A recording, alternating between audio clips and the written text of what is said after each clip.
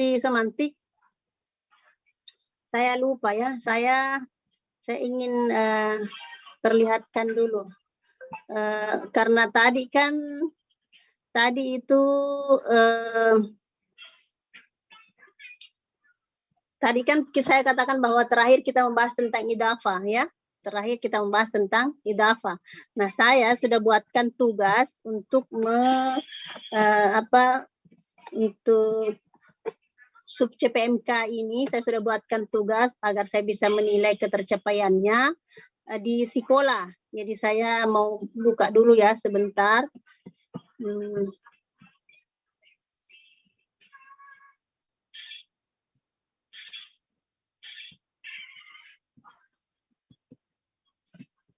Mumpung saya ingat, saya ingin menjelaskan tugasnya.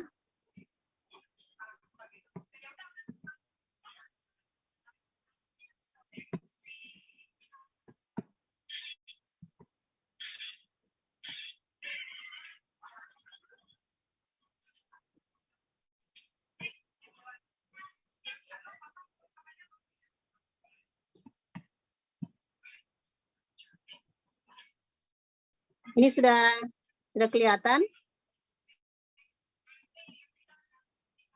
Sudah kelihatan ya? Sudah kelihatan?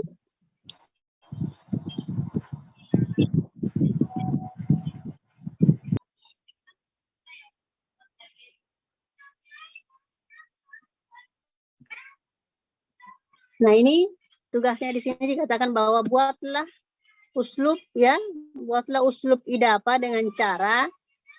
Halo, yang lain lihat juga semua? Lihat, Ustazah. Baik, ini penjelasannya ya.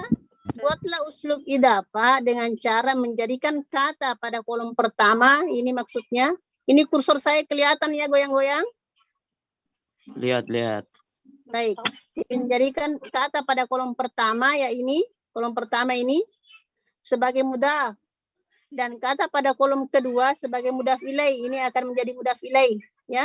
Kata-kata yang ada di kolom kedua ini akan menjadi mudhaf ilaih, dan kata-kata yang ada dalam kolom pertama akan menjadi mudhaf ya. Jadi Anda harus membuatnya menggunakan alif lam atau tanpa alif lam ya. Menggunakan alif lam atau tanpa alif lam.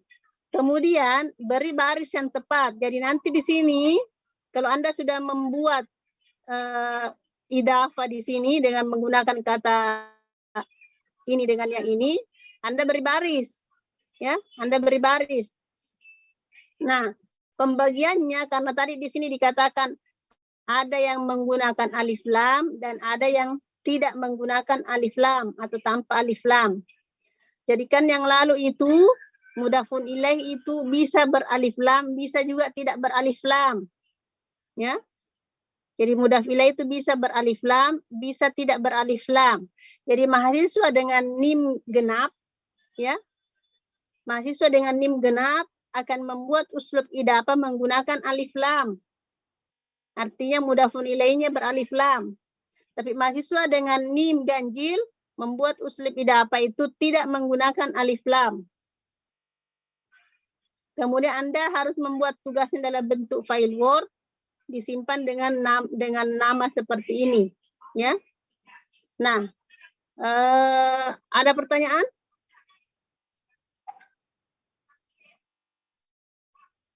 Jelas?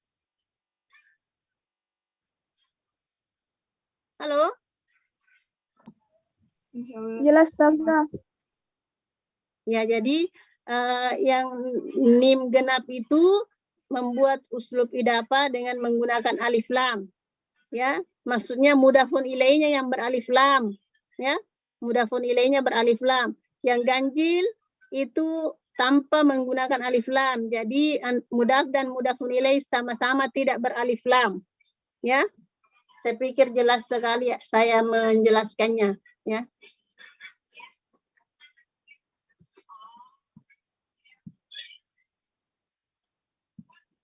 Baik, sekarang kita ke mata kuliah semantik, ya.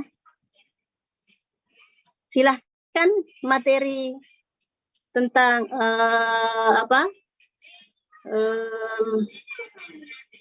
penyempitannya. Jadi materi kita terkait dengan perkembangan makna, ya. Sekarang sudah masuk ke penyempitan makna.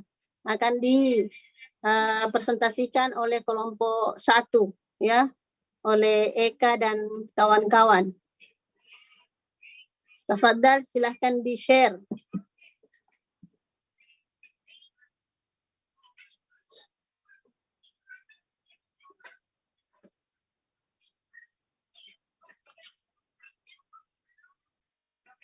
Halo, kelompok 1?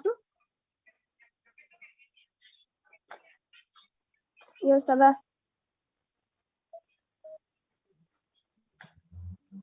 Silahkan. Tunggu dulu, Ustaz.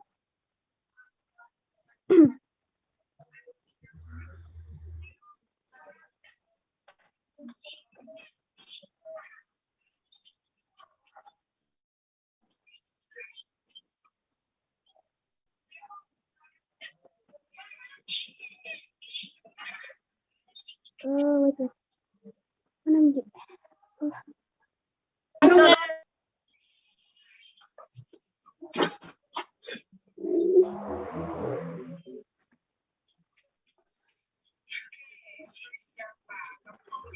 Apakah kelihatan? Ya, sudah terlihat. Sudah terlihat. Iya. Baik.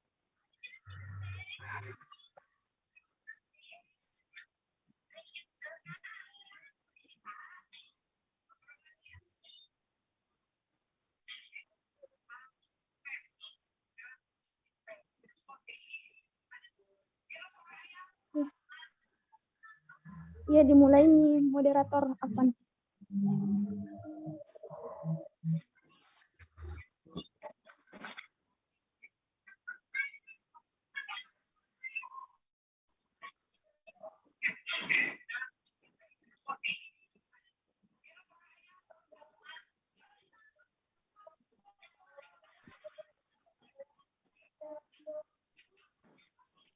Bismillahirrahmanirrahim. Assalamualaikum warahmatullahi wabarakatuh. Alhamdulillah. Alhamdulillahirabbil alamin wa bihi nasta'inu ala umurid dunya waddin. Wassalatu wassalamu ala asyrafil anbiya wal mursalin sayyidina Muhammadin wa ala alihi wa sahbihi ajmain. Puji syukur kita panjatkan kehadirat Allah Subhanahu wa taala karena pada kesempatan siang ini kita masih dapat dikumpulkan di Zoom meeting.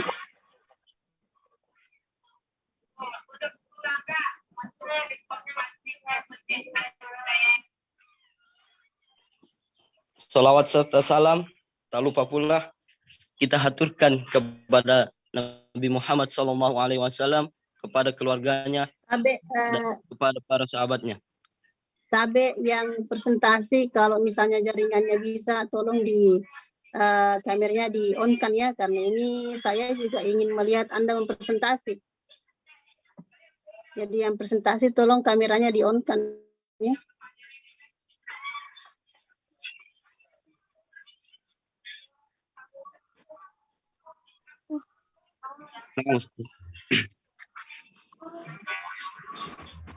Jadi di sini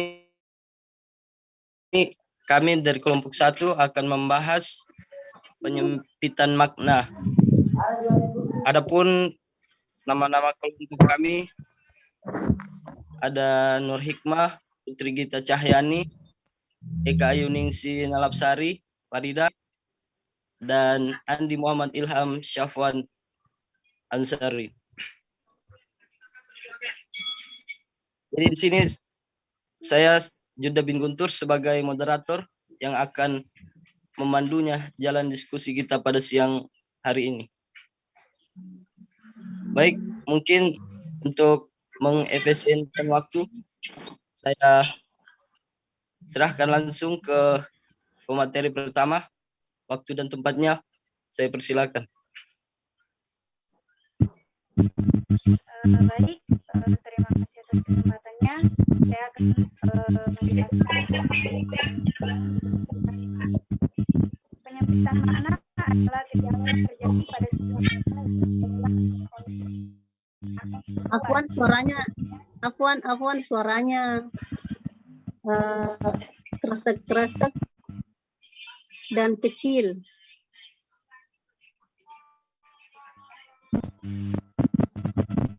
Jelas Ustazah? Suaranya kresek-kresek dan kecil. Jaringan saya Ustazah. Halo? Ya, Jelas. atau hanya saya yang dengar seperti itu? Bagaimana yang lain? Iya Ustazah, kurang jelas. Halo? Afwan. Ya, teman-temannya juga kurang jelas dengarnya, nak. Mungkin dikasih Halo? dekat-dekat Ya, atau sebaiknya Anda pakai headset. Sebaiknya pakai headset Iya Ustazah. supaya juga suaranya lebih jelas.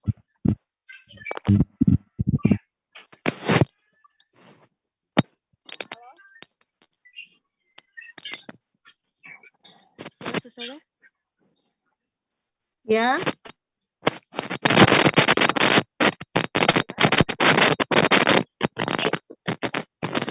Memang kresek-kresek ya.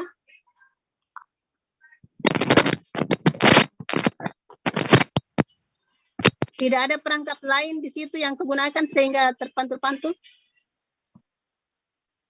Tidak ada Ustazah.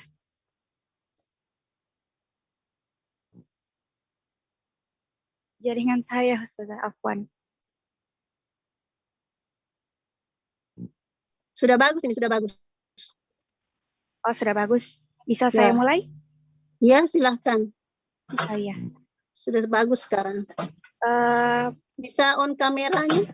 Afwan, saya matikan kamera Ustazah. Oke.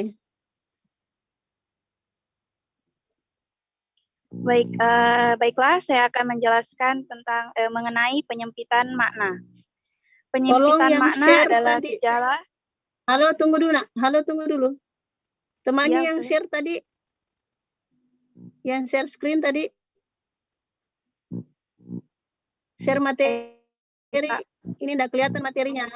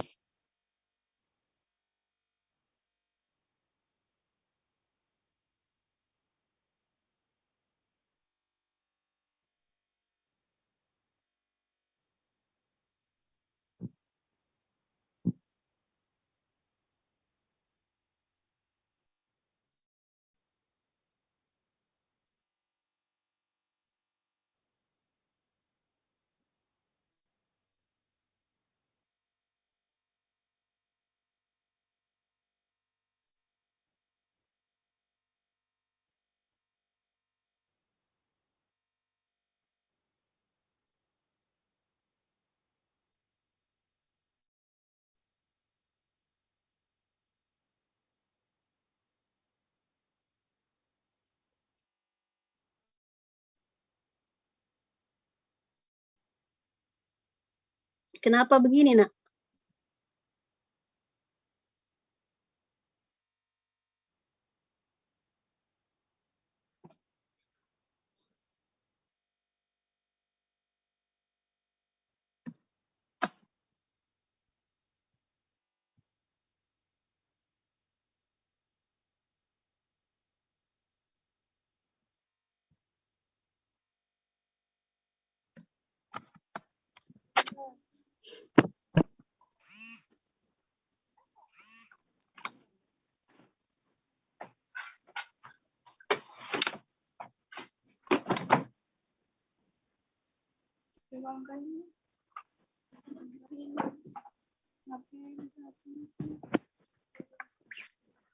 Sakit kepala lihat ini.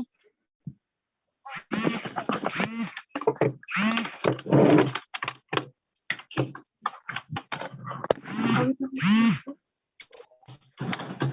ada yang lain yang bisa share? Afwan, coba saya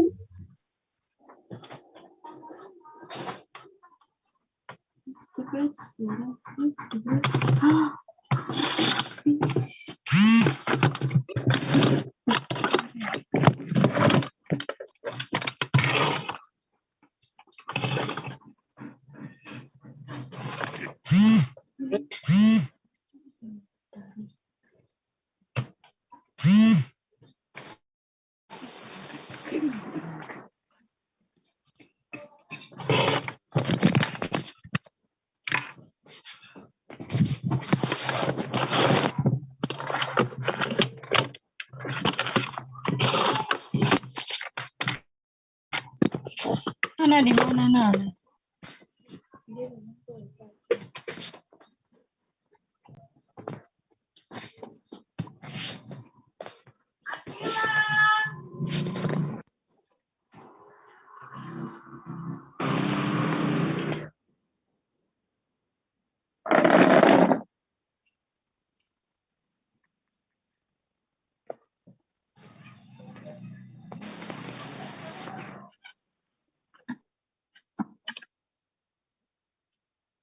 Ya, silahkan.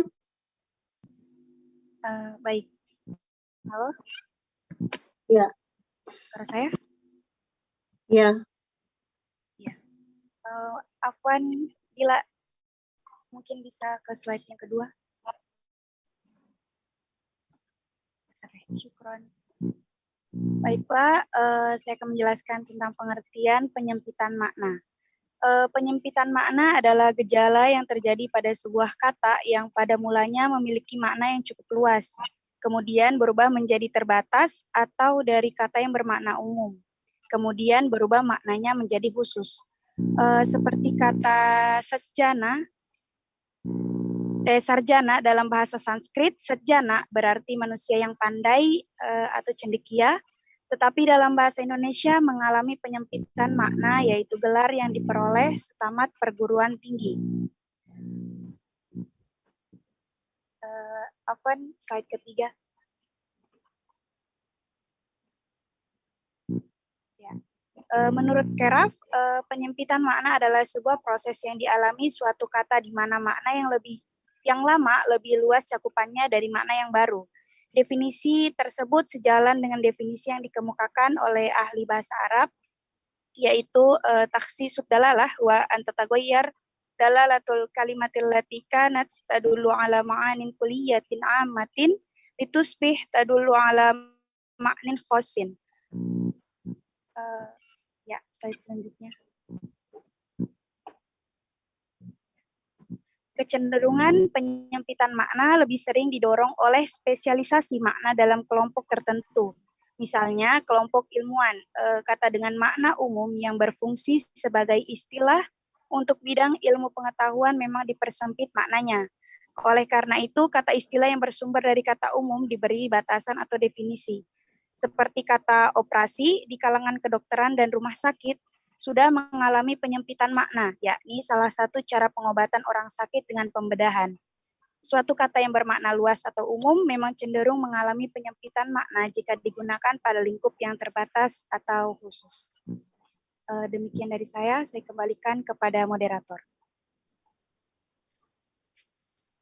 Ya, terima kasih kepada saudari Dwi yang telah memaparkan materinya. Mungkin selanjutnya saya serahkan kepada pemateri kedua. Waktu dan tempatnya saya persilakan. Bismillahirrahmanirrahim. Afwan Ustazah. Kalau on cam. Di sini jaringannya Ustazah masih tidak stabil, jadi kalau on cam juga yang karena ini cuma bisa begini karena harus dipegang HP Ustazah dikasih tinggi. Oh, oke.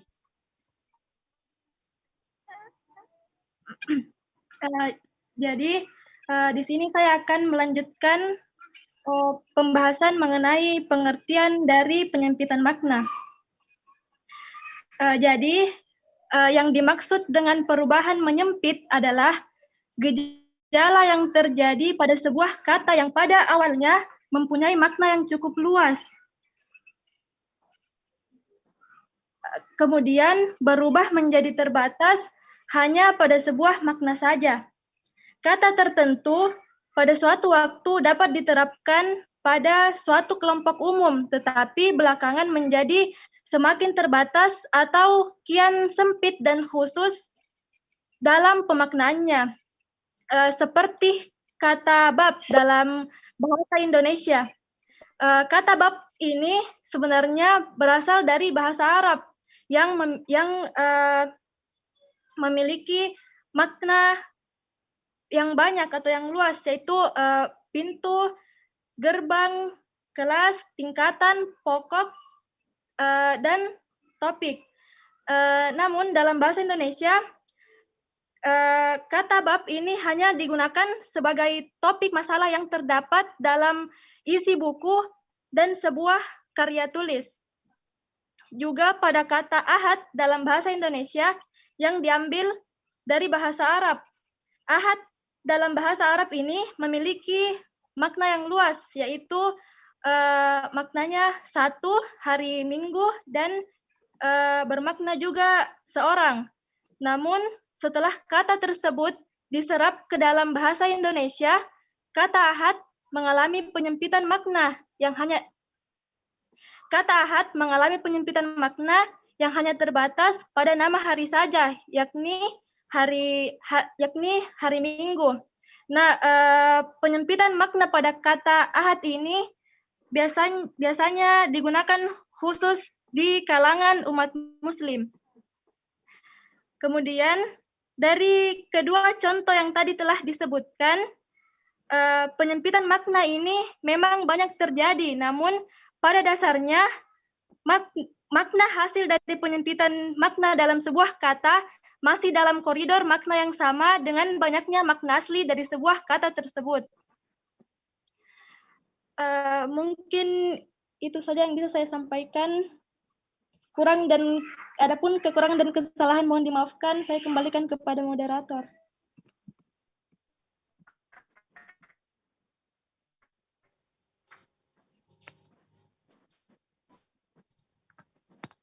Ya, terima kasih. Serahkan langsung ke materi ketiga.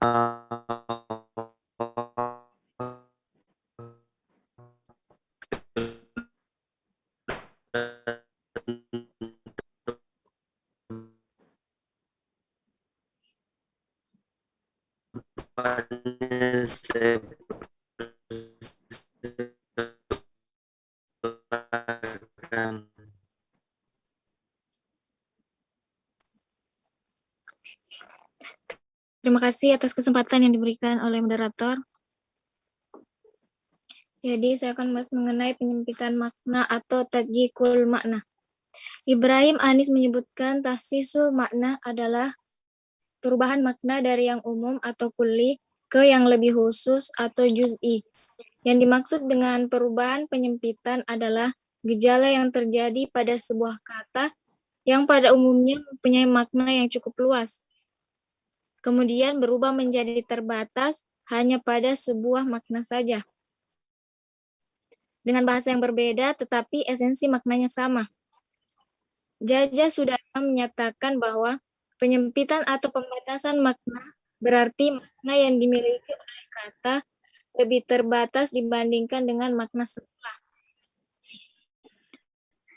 Dalam bahasa Indonesia, kata tukang yang memiliki makna luas ahli atau dengan makna bisa mengerjakan sesuatu, maknanya menjadi terbatas dengan munculnya unsur pembatas, misalnya pada tukang kayu, tukang tambal ban, dan seterusnya. Dalam bahasa Arab, kata haromi pada awalnya memiliki makna luas, yakni mengacu pada setiap perbuatan yang haram. Akan tetapi, sejak abad ke-7 Hijriah, dalam beberapa buku cerita, makna kata ini menyempit, yakni berarti maling. Bahkan sampai sekarang, kata haromi yang berarti maling masih digunakan.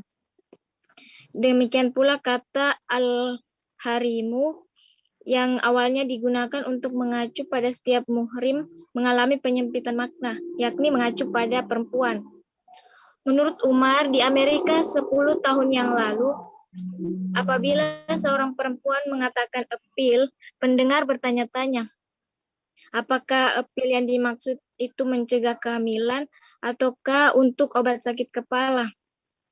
Pertanyaan ini menunjukkan bahwa kata appeal pada awalnya memiliki makna yang luas atau tidak terbatas. Akan tetapi setelah penggunaan alat kontrasepsi berupa tablet begitu meluas, maka makna kata appeal menjadi menyempit, sehingga setiap ada ungkapan kata appeal, maka makna yang diacu adalah tablet untuk mencegah kehamilan.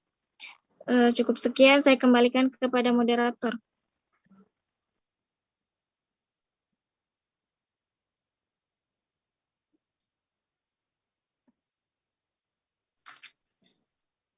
Terima kasih kepada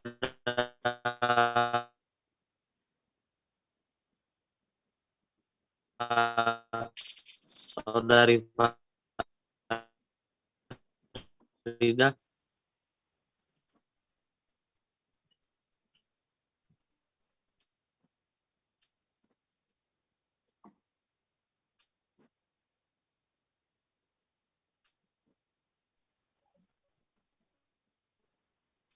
Mungkin Selanjutnya jaringannya juga kurang bagus ya, atau saya mendengarkannya.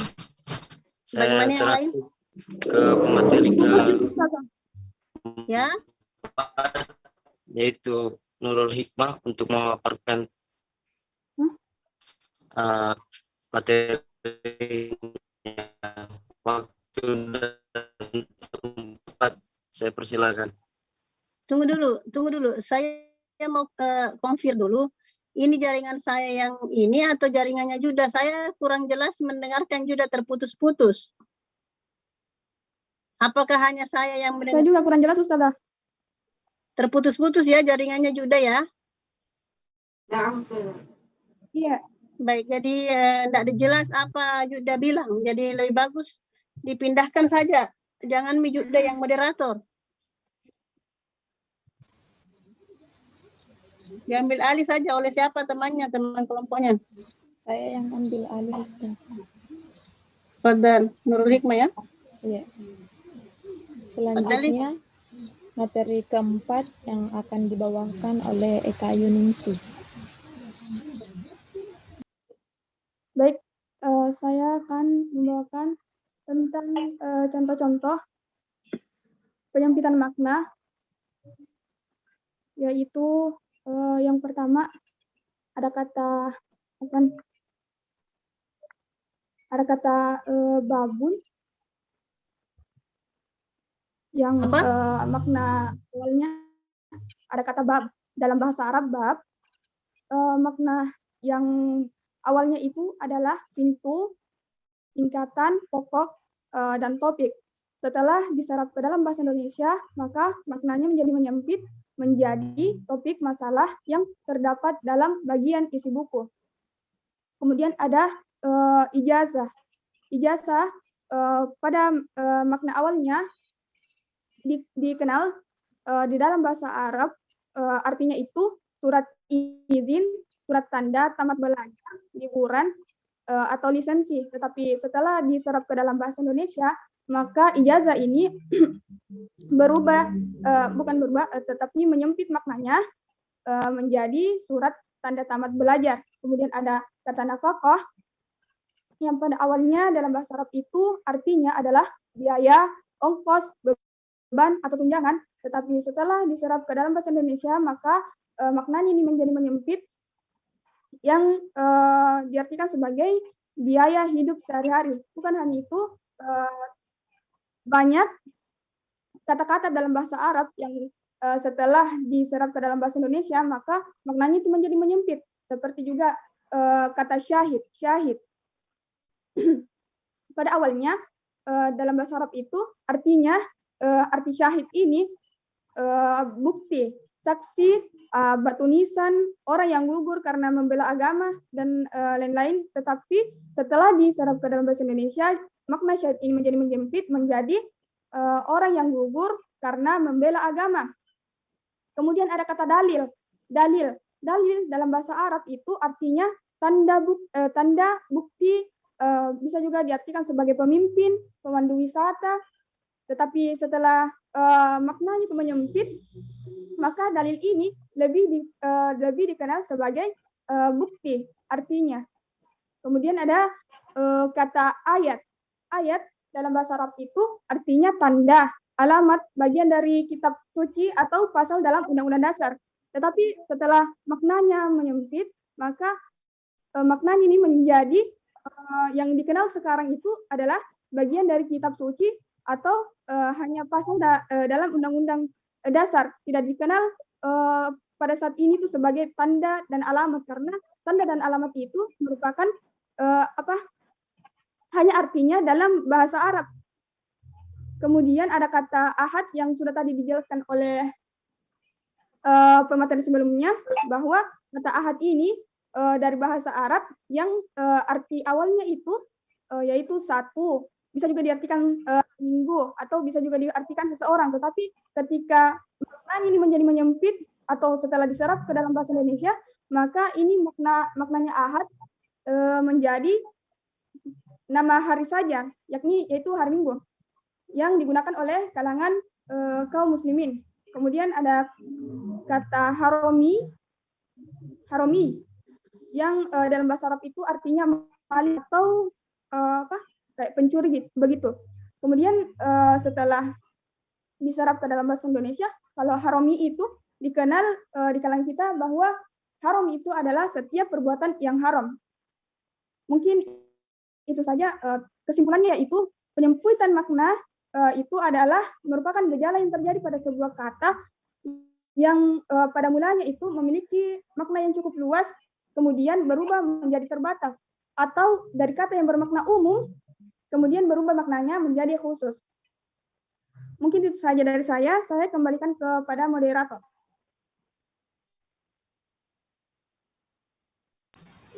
Terima kasih atas pemaparannya. Mungkin itu tadi diskusi pemaparan dari materi kami. Ada Ustazah, apa dibuka sesi tanya jawab? Ya, dibuka saja. Kami buka sesi tanya jawab. Apakah teman-teman ada yang ingin bertanya? Afwan, boleh bertanya? Boleh. Jadi yang bertanya tolong disebutkan dari kelompok berapa.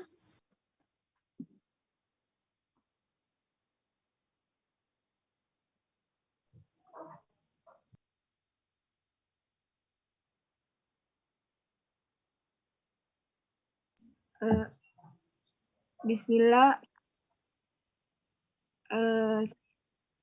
Ya, Nurul Fadla Idrus dari kelompok 2. Saya ingin bertanya, Afwan, apa suara saya jelas? Jelas. Ya.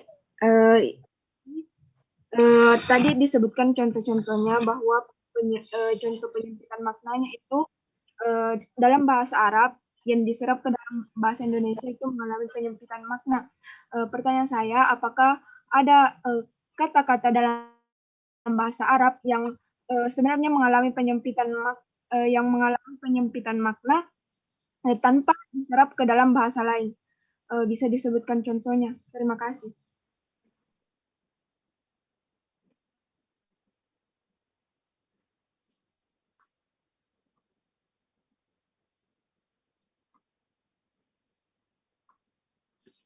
Ya, siapa lagi? Terima kasih atas pertanyaannya. Apakah masih ada teman-teman yang ingin bertanya? Saya. Ya. Saya Katarina Lita dari kelompok 6. Pertanyaan saya tuh, apakah ada faktor-faktor tertentu yang menyebabkan penyempitan makna dalam bahasa Arab? Ya, mungkin saja.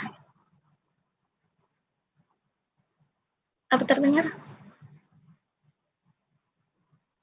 Dengar. Nah, syukran. Yang lain?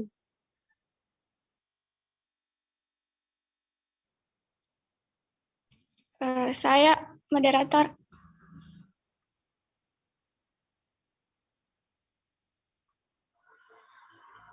Ya Dinda silakan. Silahkan.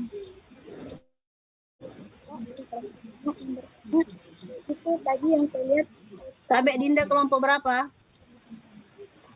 Kelompok 5, Ustazah. Adali. tadi itu saya lihat saya tidak salah penyempitan maknanya itu cuma melalui penyerapan kalau tidak salah. Nah, pertanyaannya adakah cara lain selain penyerapan itu untuk menyempitkan sebuah kata?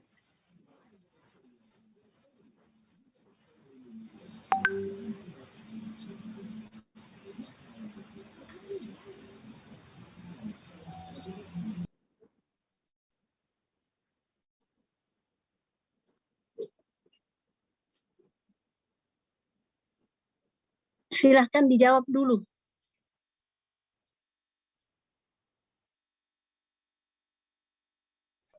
Baiklah, saya Afwan Hikmah.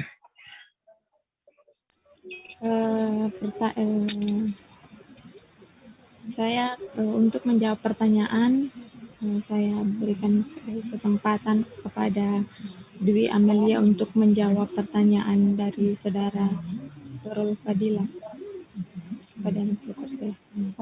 Baik, terima kasih. Baiklah, saya akan menjawab pertanyaan dari Nurul Fadila dari kelompok 2. Untuk pertanyaannya, kata yang melakukan penyempitan makna dalam bahasa Arab tanpa diserap ke dalam bahasa lain. Salah satu contohnya kata haromi yang pada awalnya itu memiliki makna luas.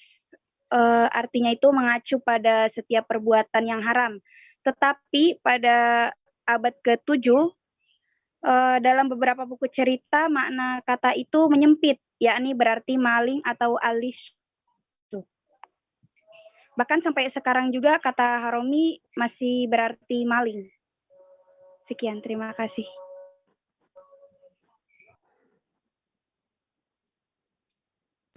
Saya kembalikan kepada saudara Nurul Fadila, apakah sudah menerima atau masih ada yang ingin ditanya? Terima kasih.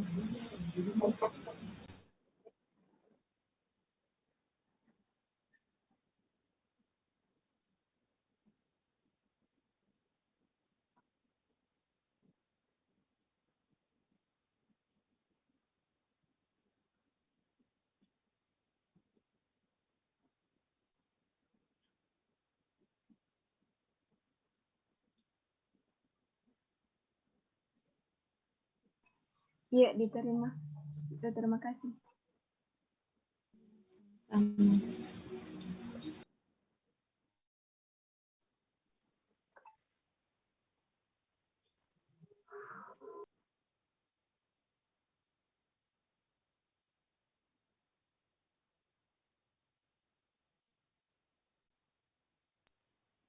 Apakah boleh ditambahkan?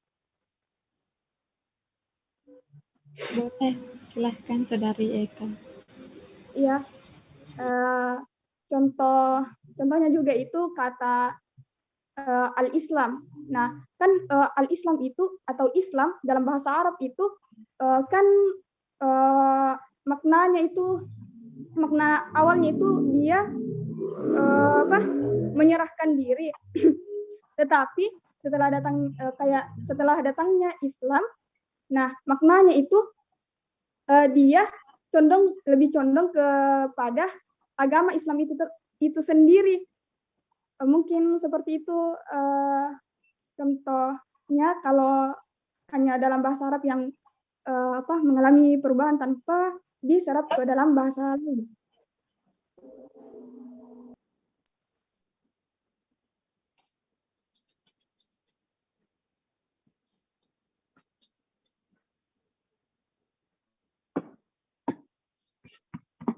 Dilanjut saja, Nak. Tolong moderatornya berfungsi dong. Iya, Ustaz. Sementara dicari juga pertanyaan kedua.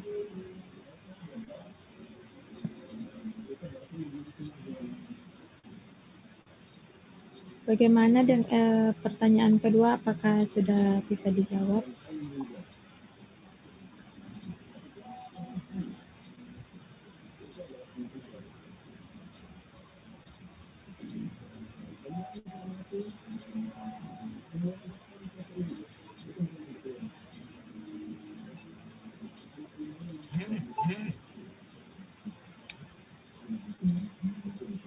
Assalamualaikum warahmatullahi wabarakatuh.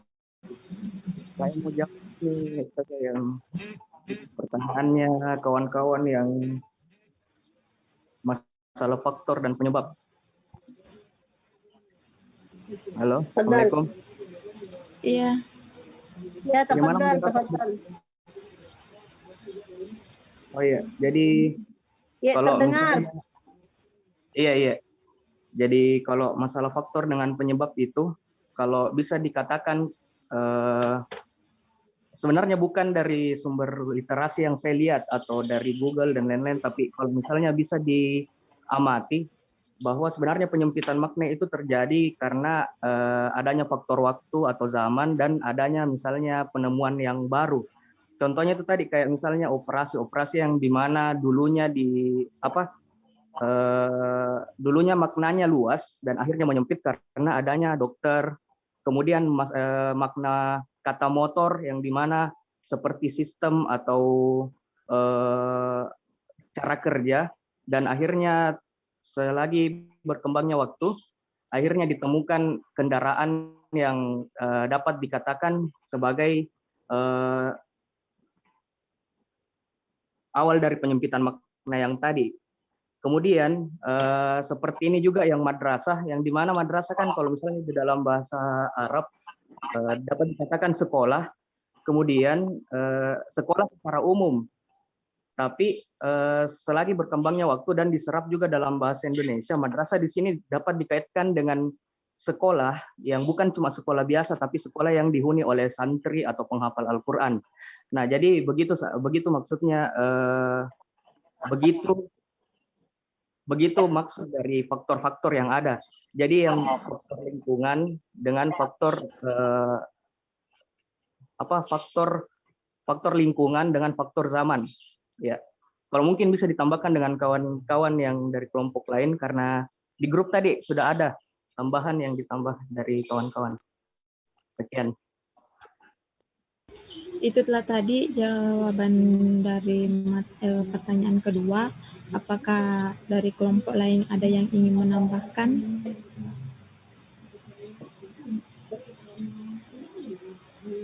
Atau tidak ada? Saya kembalikan kepada penanya kedua. Sudah terima. Sudah diterima. Terima kasih. Untuk selanjutnya, untuk pertanyaan ketiga dari Saudara Dinda, pertanyaannya itu berkaitan dengan yang dibahas oleh pemateri tadi. Mungkin ada tambahan dari atau sanggahan dari Saudara Dinda, atau mau diulang kembali?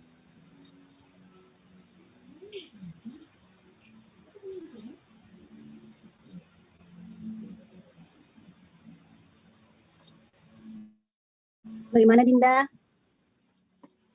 Dinda Ardila. Khawatir Dinda ini sudah bertanya langsung pergi.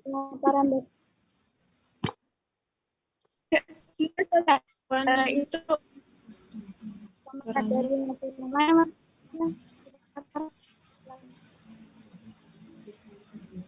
begini kan tidak jelas Dinda suaranya.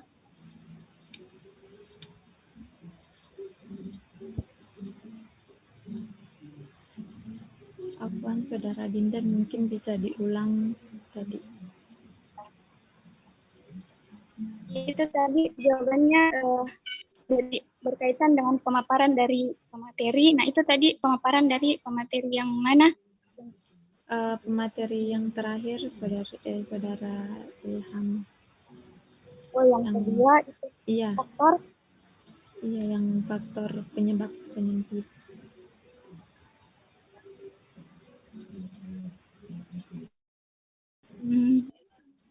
Apakah ingin diulang kembali tadi yang dijelaskan dari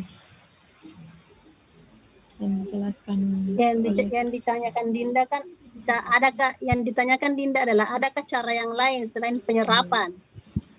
Ya. Afwan, moderator, saya mau menambahkan sedikit. Ya, silahkan kepada Saudari Gita. Bismillah. Jadi pertanyaannya itu kurang lebih sama dengan pertanyaannya Saudari Katerina tentang faktor lain dari penyempitan makna selain dengan penyerapan. Nah, menurut saya kan halo, di sini tabe, saya luruskan dulu. Yang ditanyakan, yang ditanyakan Dinda adalah cara, bukan faktor. Oh, cara. Iya, Ustazah. Butuh diskusi lagi. Mungkin dari kelompok kami ingin meminta waktu sebentar untuk berdiskusi kembali. Atau bagaimana Kak Dinda? Yang kutanyakan faktor atau cara? Saudara Dinda. Iya, caranya Ustazah.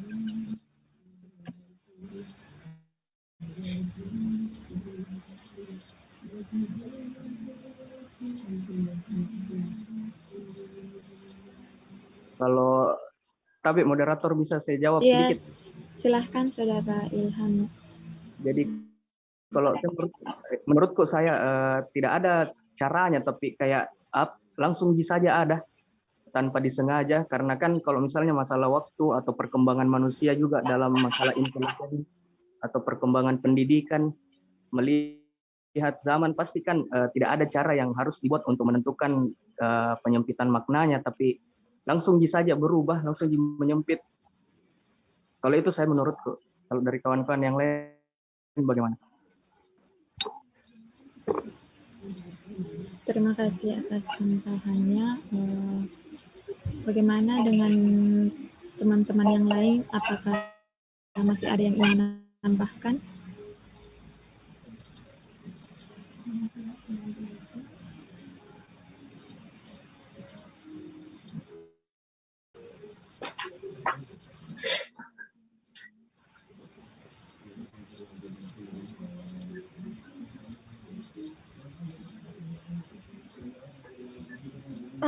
Saya sedikit. Ya, Saudari Gita. Jadi sebenarnya saya juga sepakat dengan Kak Ilham tentang kalau di sini enggak usah pakai kakak ya. Bilang saya saudara. Oh, saudara Ilham, Ustazah. Ya. Saudara Ilham, bahwa cara dari penyempitan makna itu tidak ada cara yang spesifik, karena kalau menurut saya kalau kita berbicara tentang penyempitan makna berarti kita berbicara tentang bahasa, di mana bahasa ini sangat erat, sangat berkaitan erat dengan kehidupan manusia, dan seperti yang kita tahu bahwa manusia ini punya gaya hidup yang terus berkembang dari masa ke masa, sehingga bahasa yang dia gunakan juga itu ikut mengalami perkembangan. Nah, salah satu dari perkembangan bahasa yang digunakan manusia ini yaitu adalah penyempitan makna. Jadi penyempitan makna ini hadir secara tidak direncanakan oleh manusia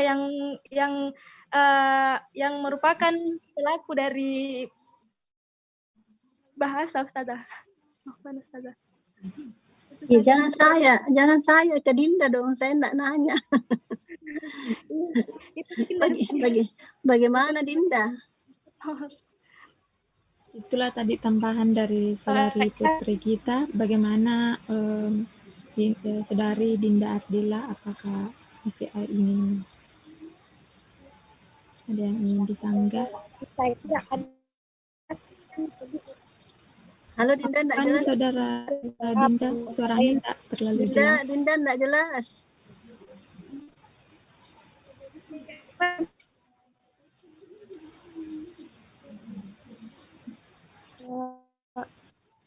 sekarang apakah terdengar? Ya. Benar. Ya, saya kira tadi ada, karena kan tadi ada dengan cara diserap dari bahasa asing masuk ke bahasa Indonesia. Jadi saya pikir ada dengan cara lain. Rupanya mungkin tidak ada. Jadi syukran jawabannya. Terima kasih. Baik, jadi sebenarnya kalau pertanyaan ini saya kira sudah tadi ada disinggung oleh Ilham ya. Tapi sebenarnya kalau Anda jeli, kan kita sudah belajar tentang metode perkembangan makna.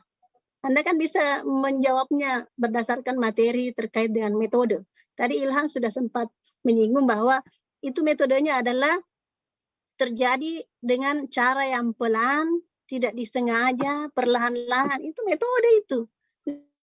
Dan itu kan kita pelajari yang lalu, bahwa kita pada saat mempelajari tentang metode perkembangan makna, ya, bagaimana karakteristiknya, bagaimana metodenya, metode perkembangannya, bagaimana caranya, itu kan ada di situ. Jadi harusnya kalau pertanyaan seperti tadi, harusnya Anda merujuk kepada materi yang sebelumnya, yang kita sudah pelajari terkait dengan metode, ya, metode perkembangan makna.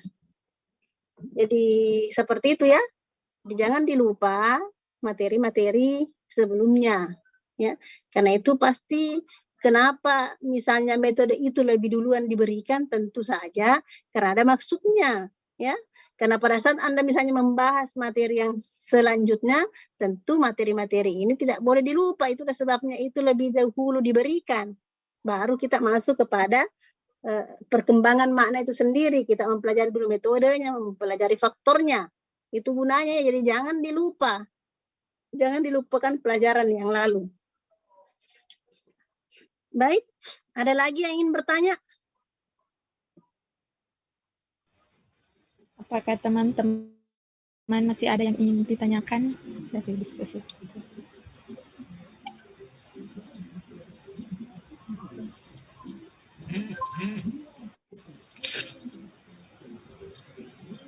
Ada lagi kah yang ingin bertanya?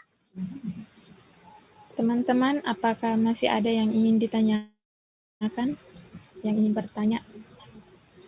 Dari kelompok lain? Kelompok 3? Kelompok 4?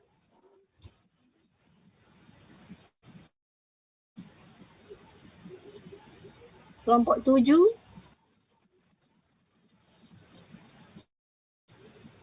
Adakah yang ingin bertanya?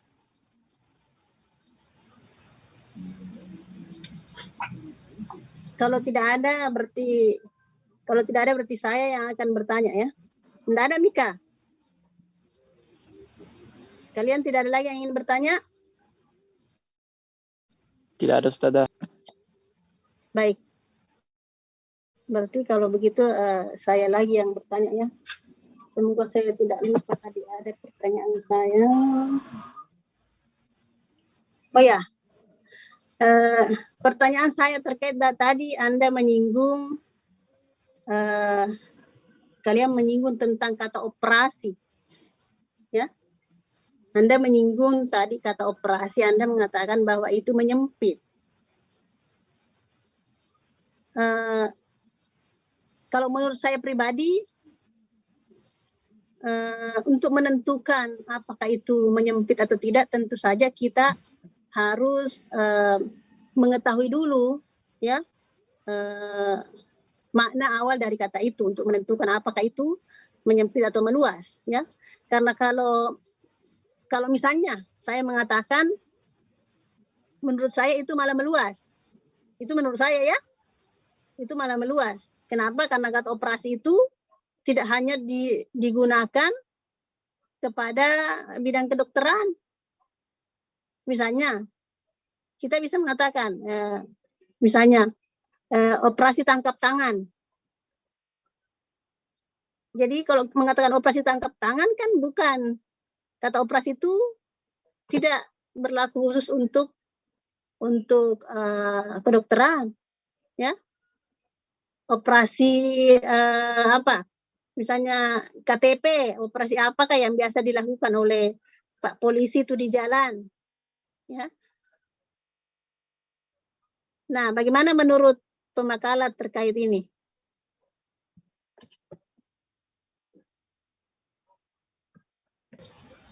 Bisa meminta waktu untuk diskusi, Ustazah? Tidak lama ya, karena saya masih ingin memberikan beberapa masukan. Terima kasih.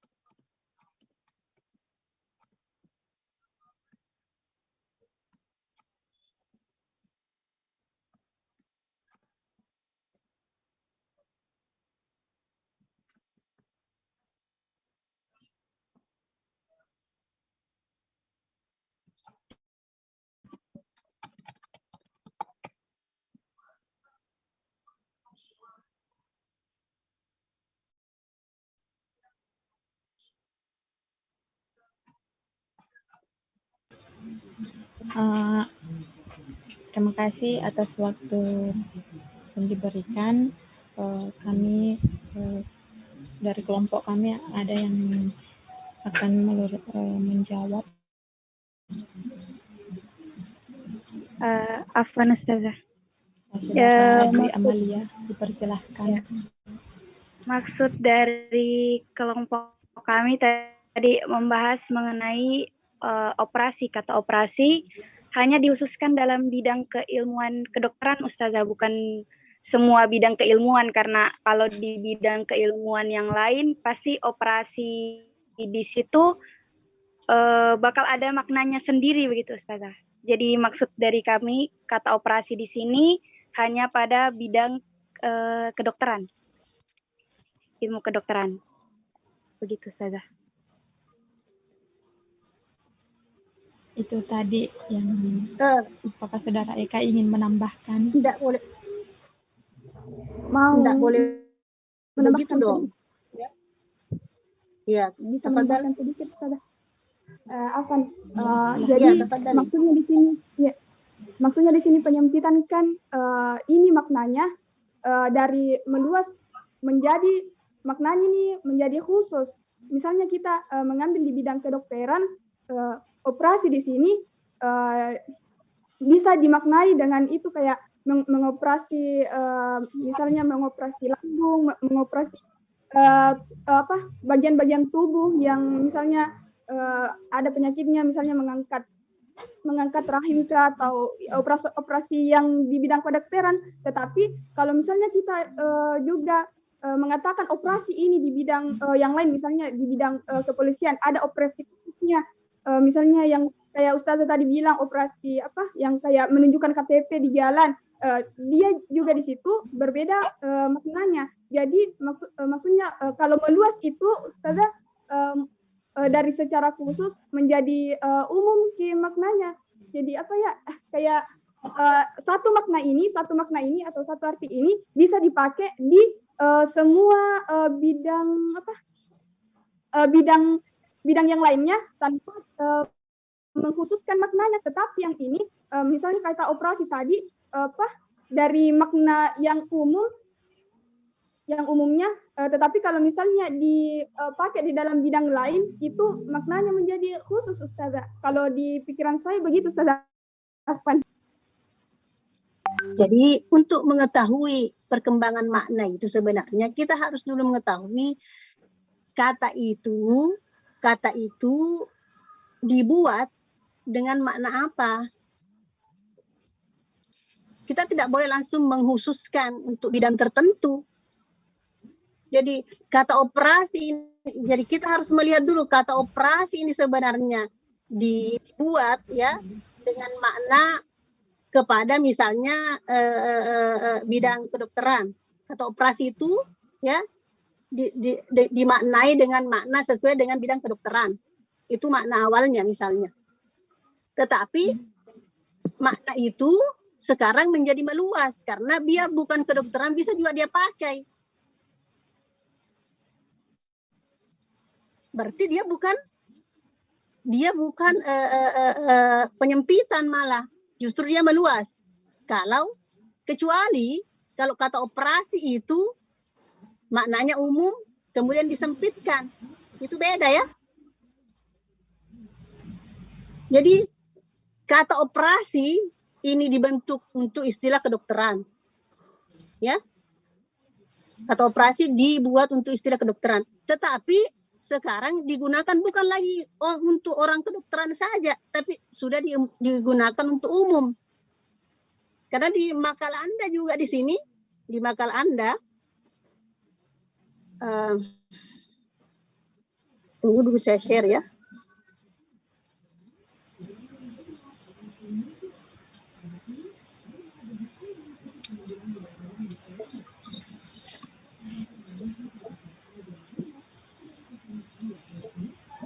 Gimana ya?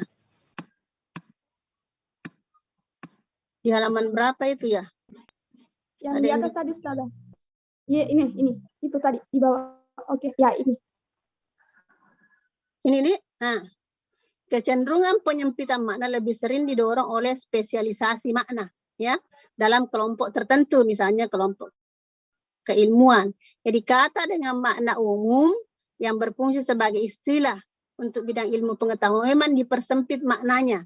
Jadi, nah, inilah yang perlu dulu Anda jelaskan. Apakah ini memang kata operasi dulu sudah ada maknanya secara umum, kemudian dia dipersempit oleh bidang kedokteran, ataukah sebaliknya kata itu memang sudah ada, ya, sudah punya makna tersendiri, baru dikhususkan kepada bidang. Jadi untuk menentukan satu kata itu menyempit atau meluas, kita harus melihat dulu arti kata itu awalnya. Startingnya di mana itu makna. Awalnya apa maknanya? Kalau memang awalnya itu bermakna umum, kemudian orang kedokteran datang mengkhususkannya, berarti masuk di dalam penyempitan, ya. Tapi kalau sebaliknya kata itu sudah misalnya memang diciptakan untuk istilah kedokteran, kemudian sekarang digunakan oleh banyak orang, justru akan menjadi kebalikannya. Justru dia menjadi umum. Karena di sini Anda hanya mengatakan kecenderungan penyempitan makna. Jadi kecenderungan penyempitan makna itu dilakukan oleh orang-orang, oleh bidang-bidang tertentu. Tetapi makna itu misalnya memang sudah ada makna umumnya, itu bisa saja operasi itu menjadi khusus. Tetapi kalau dia sebaliknya, maka itu akan menjadi kebalikannya. Karena jadi kita harus dulu melihat kata operasi ini sebenarnya dulu dibuat dengan apakah memang untuk bidang kedokteran atau memang sudah ada itu kata operasi untuk satu makna kemudian dikhususkan oleh kedokteran.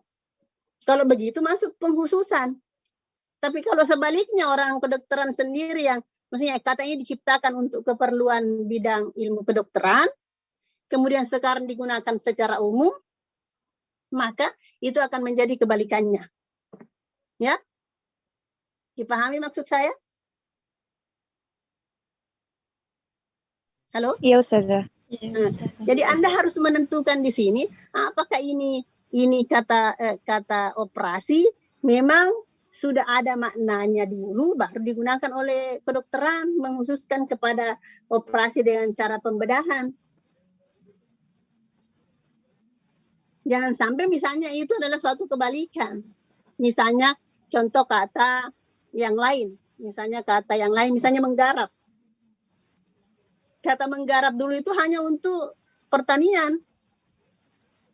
Tapi sekarang sudah meluas karena menggarap itu sudah bisa menggarap skripsi, menggarap naskah teater dan sebagainya. Seperti itu sudah menjadi meluas. Nah, jangan sampai hal yang sama terjadi. Maka untuk menentukan perkembangan itu meluas atau menyempit, ya, itu harus kita lihat dulu apa makna asalnya.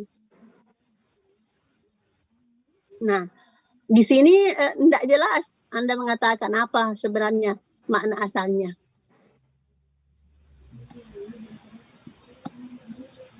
Kemudian saya lanjut ke saran ya. Saya lanjut ke saran. Itu saja mungkin yang sangat penting yang harus diketahui oleh kelompok ini ya. Jadi semua mau itu penyempitan, mau itu perluasan, mau nanti berpindah yang ambil minggu depan perpindahan makna, itu juga harus menentukan apa makna dasarnya kata itu. Ya. Sehingga dari situ kita bisa melihat oh dia memang karena kan kelihatan mana yang lari ke menyempit, mana yang lari ke meluas. Kalau kita mengetahui makna pertamanya, makna awalnya, ya, makna aslinya itu. Pada saat karena kan kata itu dibuat tentu mempunyai rujukan makna, ya. Ada makna referensialnya, ada makna tertentunya, ya. Nah, kalau dia mengalami perkembangan, barulah kita melihat apakah perkembangannya itu meluas atau menyempit.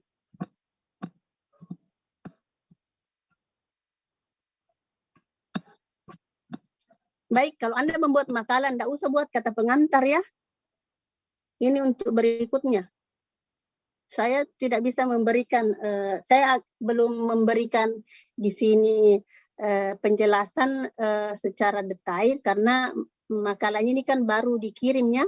Jadi saya juga sebenarnya semalam itu saya sudah sempat mengingatkan karena sebenarnya saya sudah ingin mengomentari, tetapi karena belum ada makanya saya ini belum bisa memberi, saya cuma secara umum saja ya supaya ini tidak kesalahan-kesalahan yang terjadi di sini tidak diikuti oleh pemakalah berikutnya.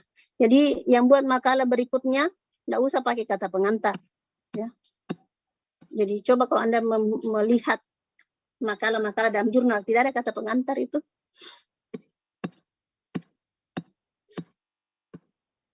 Kemudian di pendahuluan saya sudah cantumkan di dalam petunjuk di tugas di sekolah di situ bahwa pendahuluan itu hanya berisi latar belakang dan urgensi.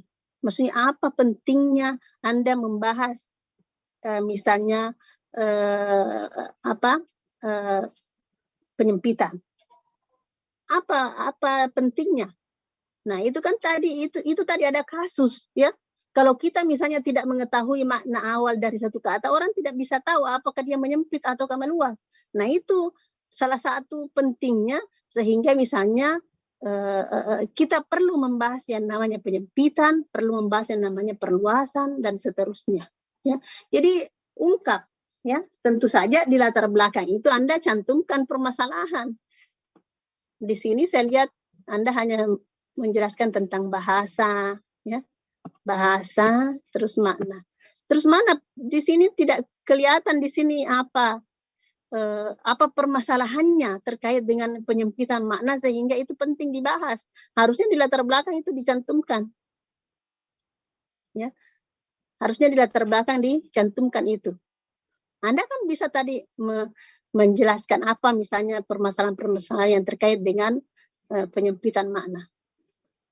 Nah, itu tadi misalnya salah satu permasalahannya misalnya orang bisa saja sulit membedakan mana makna yang sudah mengalami perubahan ke arah menyempit atau meluas.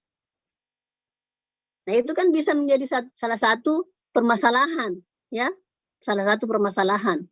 Sehingga misalnya itu penting untuk dibahas supaya orang tahu misalnya membedakan oh ini ternyata meluas, kata ini ternyata sudah menyempit.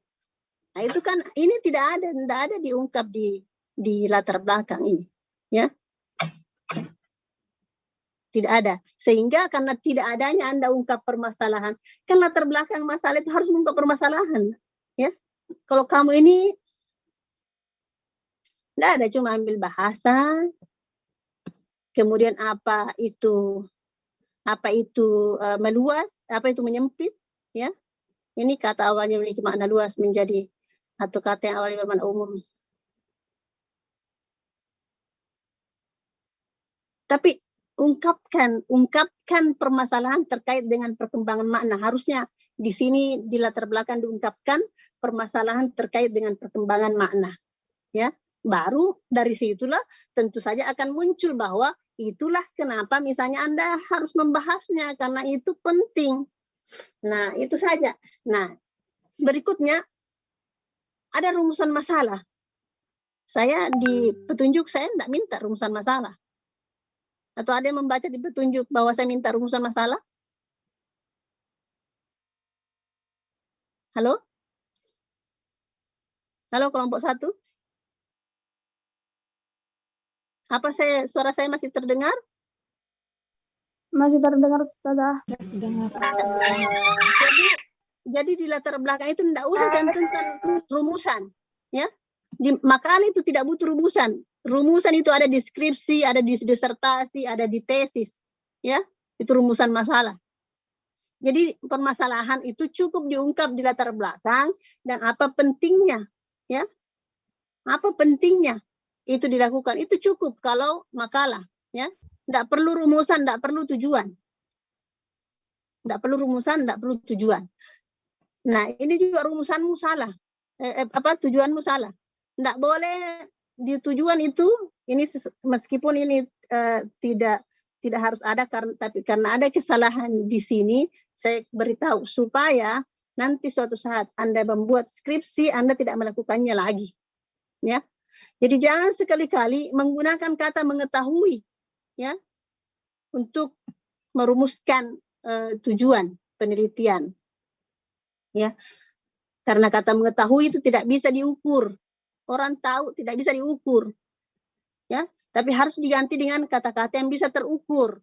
Misalnya menjelaskankah, mendeskripsikankah, mengelompokkankah atau apa? Karena itu bisa dilihat, bisa diukur, ya. Kalau Anda bisa menjelaskan, orang sudah bisa ukur bahwa oh, ya. Tapi kalau mengetahui, bagaimana caranya diukur dia tahu atau tidak? Nah, itu masalahnya sehingga kata mengetahui itu diharamkan hukumnya di dalam merumuskan tujuan, ya. Baik, tapi yang lain nanti ini atau perbaikannya nanti hilangkan ini rumusannya. Rumusan tujuan tidak ada. Justru di latar belakang masalah itu harus dicantumkan permasalahan dan urgensinya, pentingnya kenapa Anda bahas itu. Tentu saja urgensinya itu terkait dengan solusi dalam mengatasi permasalahan yang keungkap. Ya, Anda penting membahas tentang itu agar tadi permasalahan yang Anda ungkapkan di latar belakang itu terselesaikan. Ya, dengan misalnya tentu saja dengan misalnya Anda menjelaskannya dalam makalah. Baik, berikutnya ini saya belum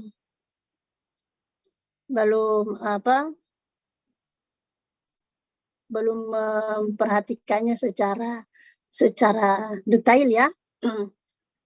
Seperti ini sangkrit sajana itu kan harusnya sarjana barangkali bukan sajana. Nah, kemudian ini saya apa ini? Sabe, kelompok 1. Kenapa ada kata 81 definisi di atas? Mana itu 81 definisi?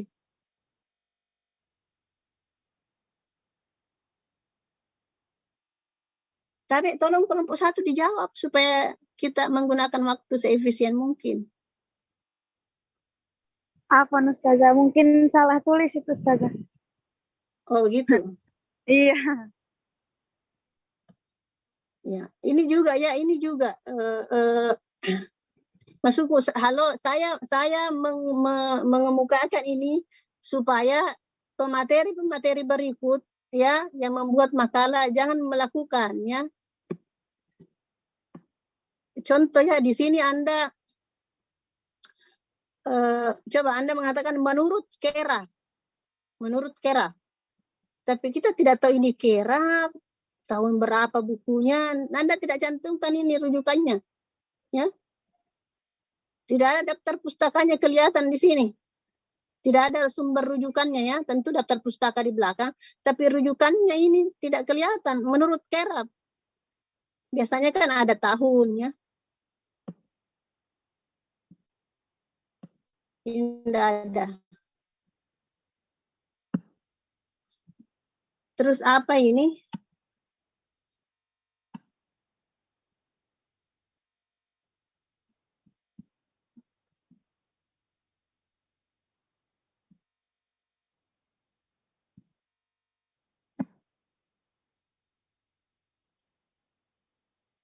Bagaimana caranya baca ini?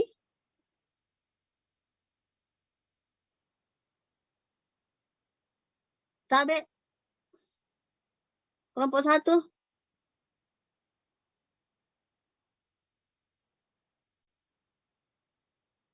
Halo, kelompok 1. Suara saya masih terdengar atau tidak? Terdengar, Masih, Ustazah. Iya, kenapa ini? Coba dibaca ini. Coba baca bahasa Arabnya ini.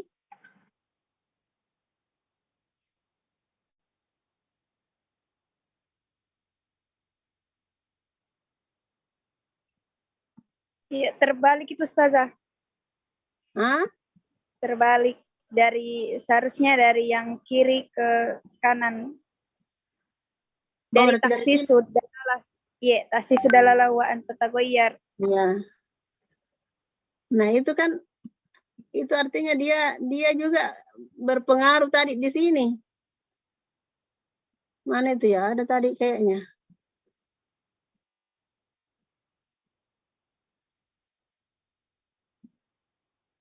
Coba lihat ini. Coba lihat tulisannya ini. Bisa enggak dibaca ini?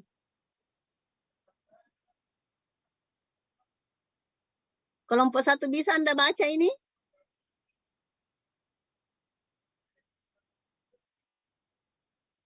Kalau Anda tidak baca tadi itu word-nya, kira-kira kok bisa baca ini? Halo, tolong saya kelompok 1 di... Tidak terlalu, Ustazah, Tidak, karena Ustazah. Iya, kacau. ini kan terpotong-potong kalimatnya ya. Jadi kalau tidak bisa terbaca seperti ini, tolong diperbaiki ya, diperbaiki.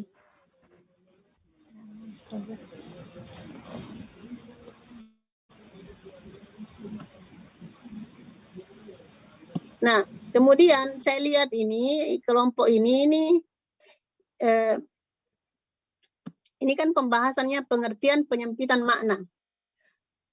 Harusnya kalau Anda bercerita tentang pengertian, harusnya semua yang pengertian masuk di poin A ini. Tapi kamu ini di poin B, penyempitan makna, di sini ada lagi definisi. Coba, ada lagi definisi di sini.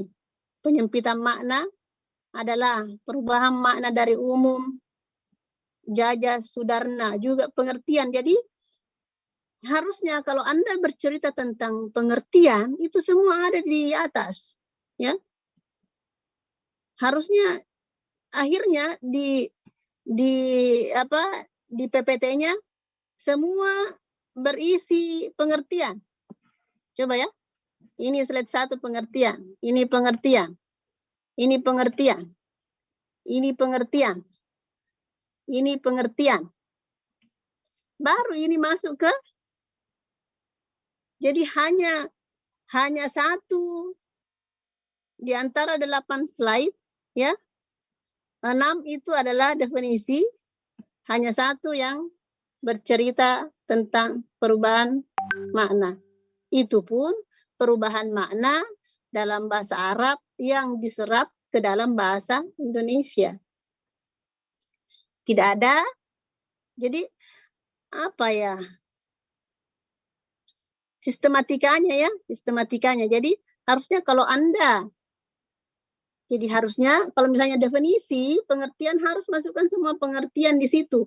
Mau pengertiannya dalam bahasa Indonesia, mau pengertiannya menurut ahli-ahli Arab, ya, ahli linguistik Arab, semua masukkan di situ. Baru nanti poin berikutnya pada saat Anda menjelaskan tentang berikutnya mungkin ke penjelasan kata-kata contoh-contoh yang menyempit itu, ya, bisa Anda bagi. Misalnya yang penyerapan tadi diberikan contoh. Kemudian yang misalnya memang yang bukan serapan tapi terjadi dalam bahasa Arab itu sendiri, ya itu Anda bisa seperti itu, sehingga tidak seperti ini, ya. Jadi kita seakan-akan lompat-lompat caranya membaca, ya. Jadi Anda harus mungkin ini saya cuma bercerita. Mungkin karena Anda ambil dari literatur ini masuk ke sini, literatur ini masuk ke sini. Jadi oke lah kalau kita misalnya melihat dari berbagai macam misalnya artikel atau jurnal, tapi kita harus tetap membagi-baginya itu ke dalam poin-poin sub, ya, sehingga lebih jelas, lebih sistematikanya lebih jelas. Oh, pengertian ini. Oke, oh ini contohnya misalnya tahsisul makna itu. Oh, contoh dalam penyerapan misalnya, ini contoh yang lain. Anda buat seperti itu sub-subnya, ya, sehingga itu lebih sistematis. Kita juga yang membacanya lebih fokus, ya, sehingga kita tidak bolak-balik pengertian, ini bawa pengertian lagi, ada lagi pengertian, ya. Nah, kemudian kekurangannya juga ini sebenarnya kan di materi sebelumnya ini kan ada contoh yang Anda ungkap, ya, tapi pada dasarnya ini semua ini contoh adalah contoh penyerapan, ya, penyerapan. Nah, ini sudah penutup. Nah, ini juga Anda menggunakan kepustakaan yang tidak otomatis ini, karena kalau otomatis Anda tidak perlu menggunakan 1, 2, 3, 4, 5, 6, ya. Tapi Anda gunakan saja yang otomatis. Kenapa? Karena di atas memang ini tidak, di dalamnya tidak ada kelihatan. Seperti contoh ini. Dari mana ini sumbernya? Ataukah sebalik? Kira-kira ini Suci Utami Ayuning Tias, ya, yang ini ada jurnal, Anda ambil dari jurnal. Ini di mana ini isinya di atas di makalah? Bisa dijelaskan kelompok 1? Rujukannya dari jurnalnya tadi Suci itu di mana? Kelompok 1. Halo. Kelompok 1.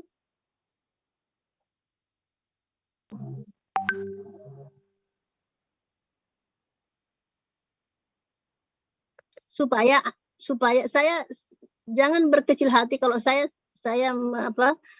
mengoreksi seperti ini. Ini untuk perbaikan kalian dengan perbaikannya misalnya teman-teman kalian yang akan tampil. Supaya saya kasih tahu caranya. Di mana itu? Di mana tadi itu yang punyanya Suci? Ya, Ustazah. Di bagian mana? Yang di bagian atas itu ada yang perubahan makna menyempit yang ada di situ Pak Ainin dan Asrori yang ada kata haromi, Ustazah. Ini ya. Apa dilihat ini? Ya. Yang mana? Yang ini ya.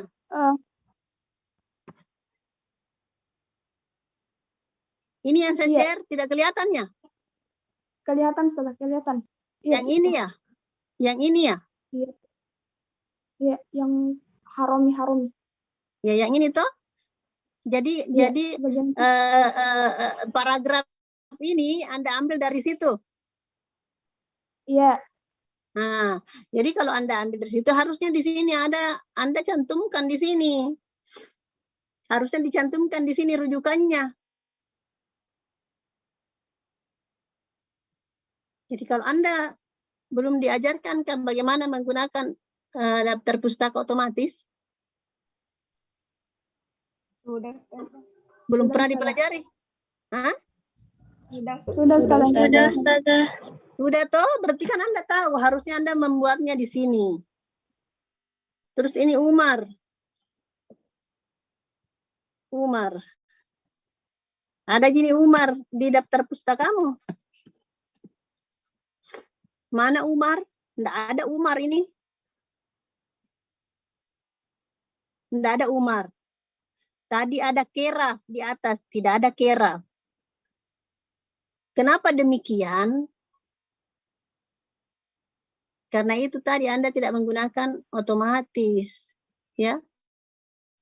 Anda hanya mengambil saja dari tulisannya orang, ya. Tapi Anda tidak cantumkan. Itu namanya tidak jujur. Kalau kita menulis harus jujur. Harus mencantumkan rujukan. Mencantumkan rujukan di dalam tulisan makalah kita, ya. Bukan hanya sekedar menempatkannya di daftar pustaka, tetapi harus dicantumkan di dalam tulisan, ya.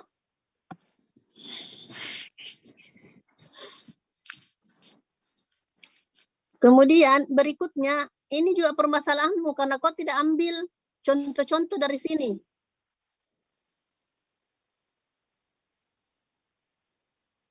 Ini banyaknya contoh dalam bahasa Arab. Ada yang ambil contoh di sini? Tidak ada, Ustaz.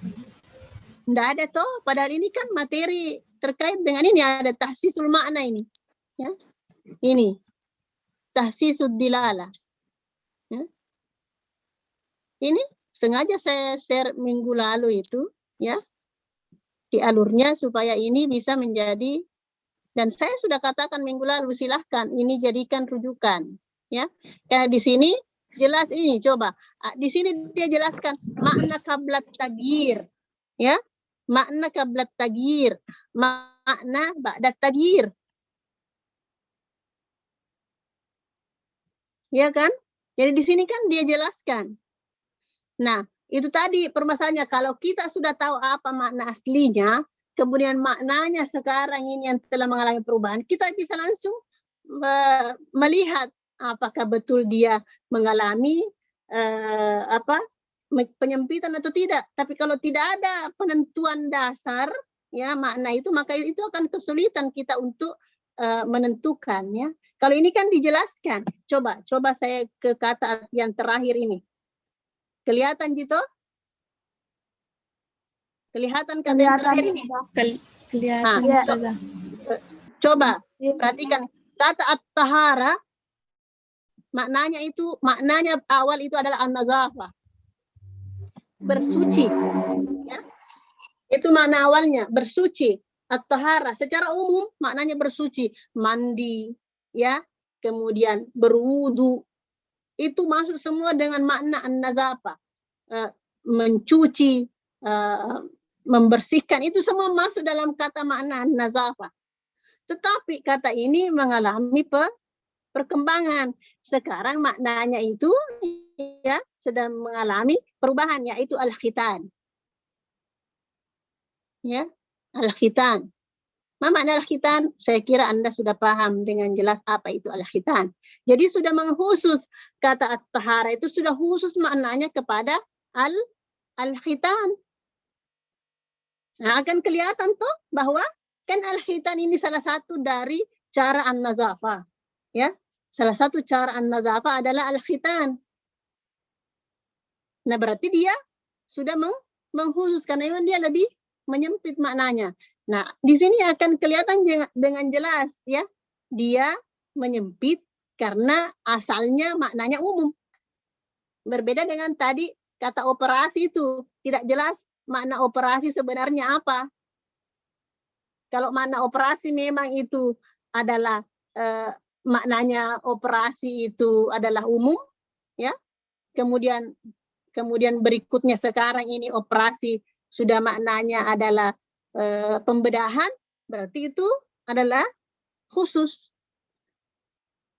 Tetapi kalau maknanya itu dulu operasi pembedahan, tetapi sekarang digunakan secara umum biar operasi tangkap tangan, operasi KTP, operasi apa, ya, nah itu digunakan, berarti justru malah menjadi meluas. Jadi untuk mengetahui apakah itu makna meluas atau menyempit, kita harus tahu dulu apa maknanya sebelum dia mengalami perubahan. Fahimtum? Nah, misalnya ini ada kata al-musim, ya. Ijtima'un nas fi ayyamin ma'lumah muhaddadah. Ya. Al-musim itu adalah ijtima'un nas, berkumpulnya orang pada hari-hari tertentu, ya. Hari-hari tertentu itu namanya al-musim. Tapi sekarang yang dikatakan musim itu ijtima'un nas fil hajj.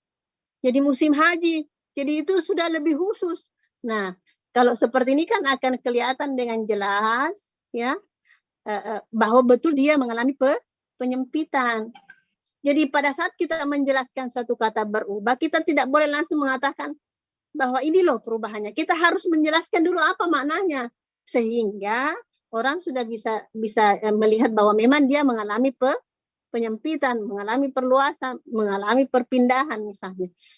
Di sini kan ada tahsisud dilalah. Ini ada materinya. Takmim kan sudah saya jelaskan yang lalu. Ini ada minggu depan ini materi naklul alfad, perpindahan. Ya.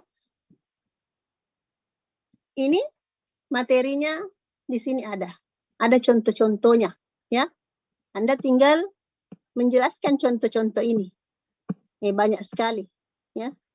Nah, perpindahan.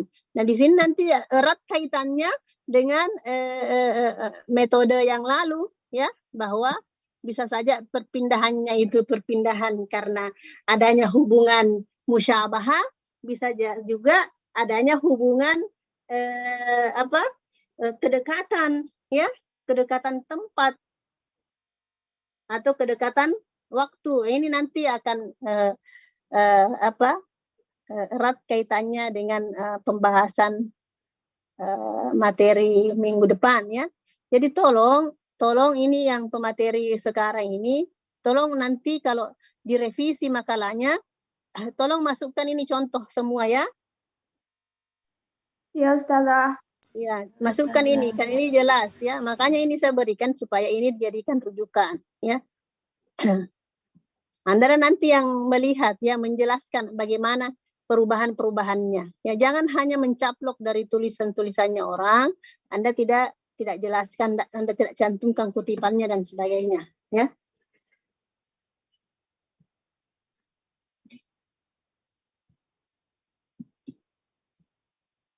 Baik, saya kira itu, ya. Saya kira itu untuk perbaikannya nanti saya saya kirimkan ulang, kemudian Anda perbaiki, ya.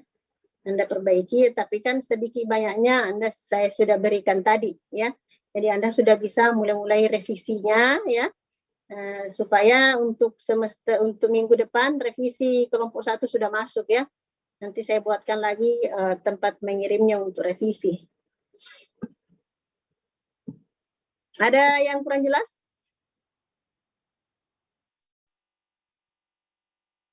Baik, kalau tidak ada lagi kita cukupkan saja, ya. Misalnya minggu depan kita pindah ke materi perpindahan makna, ya, intikalul makna oleh kelompok 2, ya. Tolong kelompok 2 secepatnya mengirimkannya, jangan mendesak seperti ini sehingga kita sudah bisa baca-baca dulu, ya. Kalau bisa saya sudah